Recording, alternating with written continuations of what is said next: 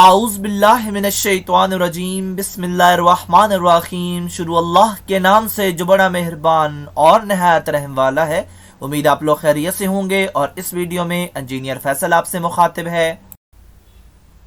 आप देख रहे हैं पाकिस्तान का सबसे बड़ा चैनल जो कि डीएई के स्टूडेंट्स और केमिकल इंजीनियर्स के लिए तैयार किया गया है। इस चैनल में मौजूद हैं 1000 से ज़ायद वीडियोस और मज़ीद वीडियोस की तैयारी जारी है। इस चैनल में डीएई की तमाम टेक्नोलॉजीज़ की फ़र्स्ट ईयर और सेकेंड ईयर की मैथमेटिक्स के तमाम सवालों की वीडियोस मौजूद हैं और यकीनन आपको ट्यूशन की ज़रूरत नहीं पड़ेगी। इसके अलावा DAE chemical first year, second year और थर्ड ईयर के वो सब्जेक्ट्स जो कि केमिकल इंजीनियरिंग से रिलेटेड हैं उनकी भी वीडियोस इस चैनल में आपको मिलेंगी। और इसके अलावा इंटरव्यू के क्वेश्चन आंसर्स और पास्ट पेपर की वीडियोस भी इसके अंदर मौजूद हैं और तमाम लेक्चर्स की तैयारी टेवटा के कोर्स के मुताबिक की गई है। और आप मेरे चैनल को सब्सक्राइब करेंगे, बेल का आइकन प्रेस करेंगे तो मेरी हर लेटेस्ट वीडियो आपको मिलती रहेगी।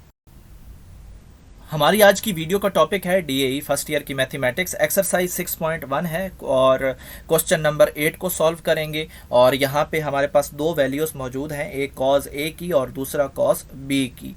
और वो कहता है कि ये जो दोनों हैं ए और बी, ये क्योंकि एंगल होते हैं, जिस तरह कॉस थीटा होता है तो थीटा की जगह पे यहाँ पे ए और बी दिए गए हैं, तो ये दोनों एंगल्स हैं। और वो कहता है कि ये एंगल जो हैं वो एक्यूट एंगल के अंदर अंदर आते हैं। एक्यूट एंगल होता है जी लेस देन 90। तो इसका मतलब है कि ये फर्स्ट क्वाड्रेंट में मौजूद हैं।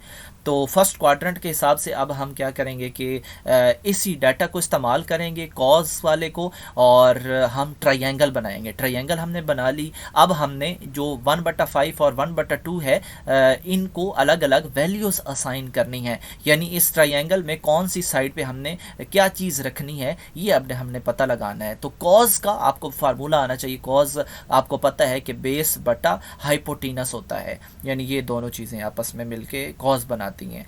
तो आप जो है यहाँ भी हमारे पास कॉज है, इसका मतलब है कि इसकी जो वैल्यू है इसमें अपर साइड बेस है और लोअर साइड हाइपोटेनस है। तो आप इनको वैल्यूज दे दें जो इसकी बेस और हाइपोटेनस की बनती है।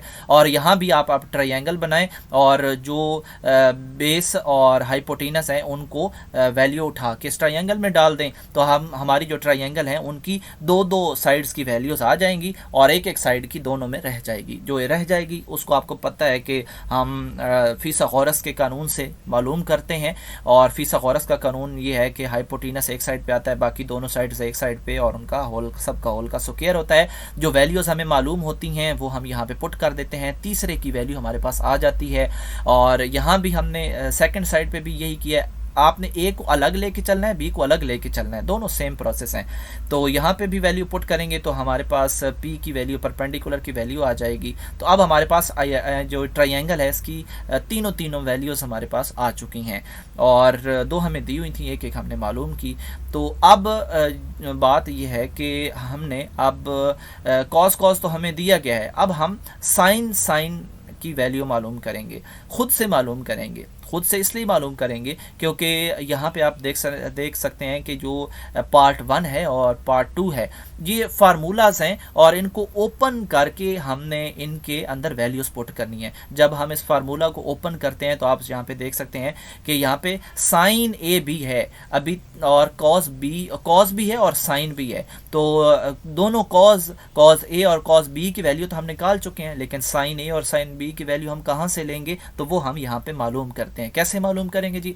हमारे पास अब ट्रायंगल में तीनों वैल्यूज आ चुकी हैं, तीनों साइड्स की। तो अब हमें पता है कि जो हमारा साइन होता है वो परपेंडिकुलर बटा हाइपोटेनस होता है। तो जो इसकी वैल्यू अभी आई थी √24, इसको हम p की जगह पे डालेंगे और जो है हमारा फार्मूला इस साइन का परपेंडिकुलर बटा हाइपोटेनस, इसमें हमने √24 और 5 डाल दिया।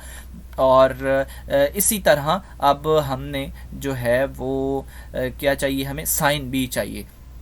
तो साइन हमारा किस चीज़ से मिलके बनता है, परपेंडिकुलर बटा हाइपोटेनस। परपेंडिकुलर की वैल्यू हमारे पास √3 आ चुकी है और अब हम इसको साइन बना देंगे। साइन कैसे बनाएंगे, p बटा h लिख के। तो p बटा h की वैल्यू भी हमने यहाँ पे पुट करनी है, तो हमारे पास साइन की वैल्यूज़ भी आ जाएंगी।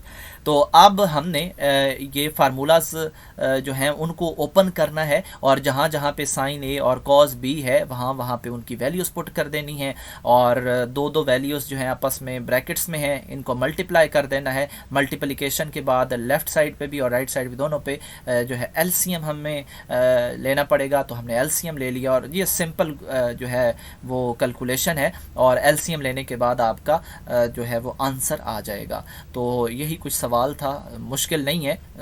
तो आप इसको स्टेप्स में याद रखें कि पहले आपने दिए गए डाटा से ट्रायंगल बनानी है, ट्रायंगल के बाद आपने जो चीज़ मिसिंग है वो लिखनी है और जो चीज़ मिसिंग है वो लिखने के बाद आपने फार्मूलाज ओपन करने हैं, वहाँ पे वैल्यूज़ डालनी है और हमारा सवाल हो जाएगा।